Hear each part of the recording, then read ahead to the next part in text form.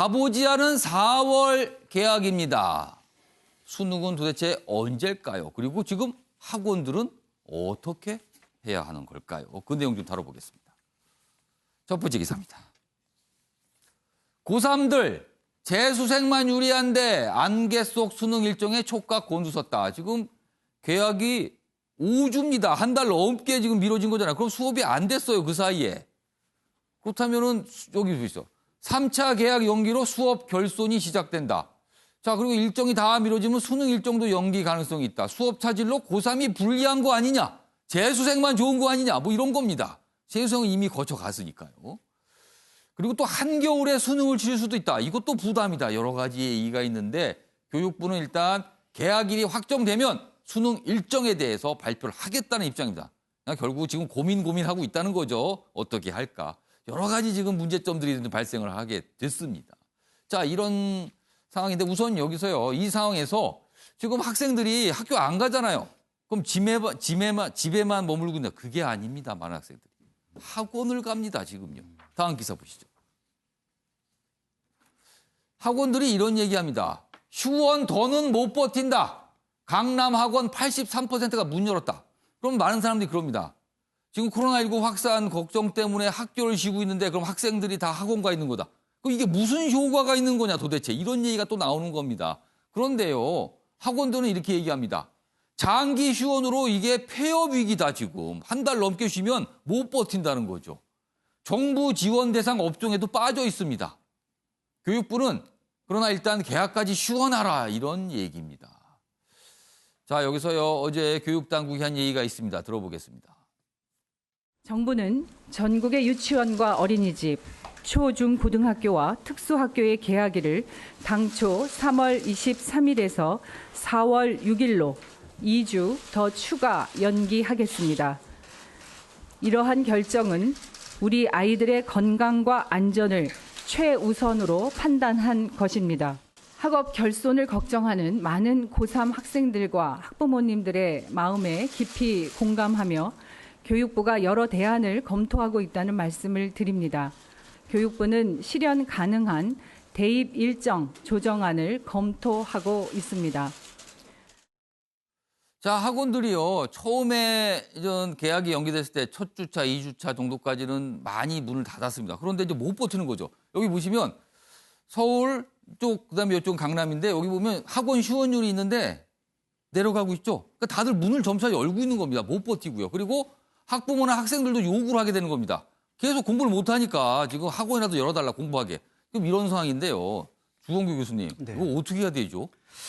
사실 방역 사각지대가 예. 종교시설, 밀접 집회가 이루어지는 곳도 있지만 이렇게 학원가나 사실 유흥시설 이런 게 되게 취약할 수가 예. 있습니다. 왜냐하면 이제 젊은 친구들이 많이 움직이고 활동하기 때문에 그렇기 때문에 학교에 대한 가이드라인과 동시에 이렇게 예. 사설 학원들에 대한 가이드라인도 같이 움직여줘야지만 예. 이 감염에 대한 예방을 철저히 할 수 있다고 보는데 예. 여기서 저는 정부나 행정부가 정말 정교하고 예. 세밀하게 파고들지 않으면 안 된다고 봅니다. 여기 지금 기사에도 나왔지만 예. 학원들이 지금 어떻게 대출이나 융자 같은 부분들을 지금 알아보고는 있지만 예. 사실 법적 근거가 없다. 지금 그게 없기 때문에 불가하다는 입장으로 계속해서 그러니까 여기 보면 그 내용이 있습니다. 네. 지금 학원들은 좀 혜택을 직접적으로 달라 해서 네. 대출이자를 줄여달라든가 아니면 일부 직접 좀 지원해달라는데 네.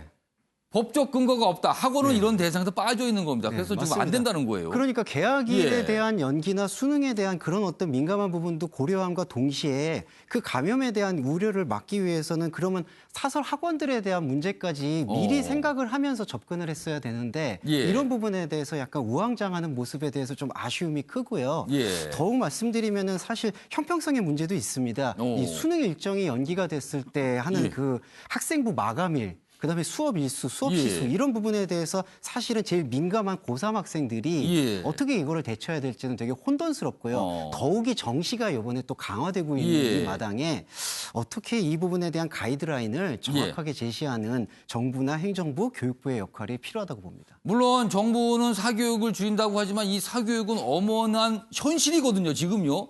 근데 이 현실에서 이제 문제가 이렇게 벌어지고 있는 겁니다. 이 부분이요. 예, 박규서 교수님.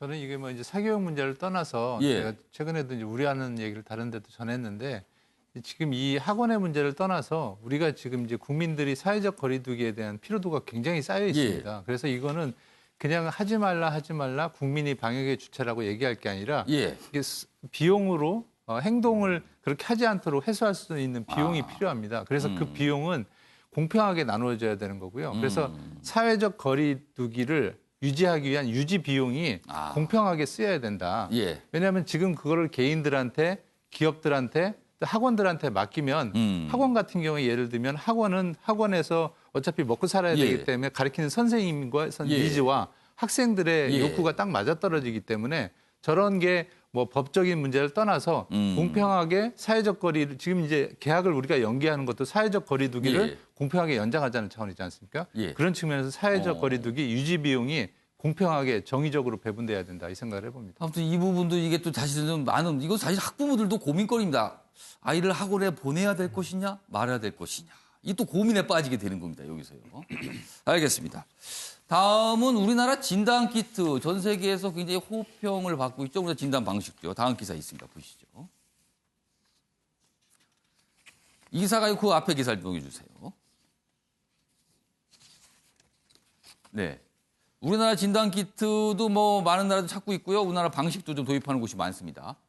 드라이브 스루 그리고 택배식 수거 진단 최강 코리아라는 평가를 받고 있습니다. 우리나라 진단 28만 건이나 있습니다. 전 세계가 놀라고 있죠. 어떻게 이렇게 많이 빠르게 할 수 있을까? 한국이 세계 최대 코로나 진단 강국이 된 이유를 설명하고 있습니다. 전국 70곳에서 드라이브 스루 검사하고 있습니다. 당연히 빠르죠? 검사 시간 10분이면 충분합니다. 그리고 검사 기관이 검체 수거의 결과를 바로바로 통보해 줍니다. 그리고 진단 키트 신속한 절차를 통해서 허가를 했습니다. 제약사는 발빠르게 키트 양산을 하기도 했습니다. 뭐 이런 이유가 있었어요. 자, 그래서 그런지 어제 청와대가 뭔가 하나 자랑을 했습니다. 그런데 조금 정교하지가 않았네요. 보겠습니다. 청와대 코로나 진단 키트 17개국에서 요청했습니다. 그리고 아랍에미리트에 첫 수출했습니다. 이렇게 자랑을 했어요. 좋았습니다. 여기까지. 그런데 조금 들여다보니까 뭔가 혼선이 있었어요. 여기 아랍에미리트에 간 거는 채취 키트가 같답니다. 그러니까 진단 키트라 그러면은 마치 어떤 시약, 바로 그 검사를 바로 할 수 있는 어떤 그 물건을 뜻하잖아요. 그런데 많은 분들이 그렇게 받아들이는데 알고 보니까 그게 아니라 채취 키트. 그러니까 면봉으로 뭘 채취해서 그거를 담는 용기를 수출했다는 겁니다. 이거 좀 다르게 보이는데 청와대는 그래도 이것도 채취 키트다 이렇게 또 설명을 했습니다. 그러나 약간 좀 뭐가 개운하진 않아요. 어제 청와대 대변인 설명이 이랬습니다. 처음에. 아랍에미리트에 진단키트 5만 1,000개를 기급 수출했습니다. 그러면 그 진단키트가 같다고 생각해요. 근데 그게 조금 달라졌습니다. 최양호 고문님, 자랑을 하려다가 조금 정교하지 못한 것 같아요. 뭐 인포데믹의 이 뭐 발생지가 청와대가 돼서는 절대 안 되죠. 그래서 저걸 뭐 확실히 예. 그런 자랑거리라든가 이런 건 우리가 끝나면 백서를 분명히 만들게 돼 있거든요. 거기에다 넣어주시고 지금은 경제 살리기도요. 철저한 방역이 제일 예. 중요합니다. 예. 거기에 좀 더 힘써주시는 청와대가 됐으면 좋겠습니다. 뭐 이런 게 몇 언론에 나왔는데 그냥 뭐 해프닝 정도로 끝났습니다. 그래서 진단 키트는 뭐 채취 키트와 검사 키트로 구성되는데 채취 키트도 크게 보면 진단 키트다. 뭐 이렇게 설명도 했습니다만 아무튼 약간의 좀 조금 작은 뭔가 좀 이렇게 논란이 좀 있었습니다. 그래서 기사로 소개되고 있습니다. 자, 다음은요. 윤석열 검찰총장과 관련된 기사가 있습니다. 보겠습니다. 다음입니다. 윤석열 총장 장모 은행 잔고 증명서 위조 의혹 경찰도 수사한다. 이달 초 사건 핵심 관계자 소환했다. 이 얘기가 최근에 좀 꽤 보도가 됐는데 정확하게 어떤 내용인지 모르시는 분도 있을 것 같아요. 그래서 주원규 교수님, 네. 이 내용 좀 소개해 주세요. 이게 무슨 내용이고 지금 수사가 어떻게 되고 있는 겁니까? 예, 그냥 간단하게 이 과정을 예. 말씀드리면 그 윤석열 검찰총장의 장모 최모 씨가 예. 동업자 안모 씨와 함께 2014년에 이제 성남시 도촌동 땅을 매입하는 과정이 있었는데 예. 350억 원대의 그 위조 통장 잔고 증명서를 제출한 의혹을 받았습니다. 그래서 이제 이 부분에 대한 수사가 필요하다. 그런 것들이 계속 제기가 되어 왔었는데. 그러니까 장부증명서를 위조로 네. 만들었으니까 그 돈으로 뭐 대출을 하거나 뭐 여러 가지 네. 활동을 했다는 거네요. 네, 맞습니다. 또 그리고 그 가짜 장부증명서 때문에 속아서 돈을 예. 투자했던 사람들의 피해도 사실 속출했고 어. 장모 최모 씨에 대한 혐의가 사실 여러 부분에서 또 이제 측근들과 분쟁 중인 경우도 있었고요. 예. 그런데 아시겠지만은 사문서 위조의 공소시효는 7년이 만료가 됩니다. 예. 그래서 이번 달 말이 이 2013년에 있었던 사건에 대한 만료가 되는 시점이거든요.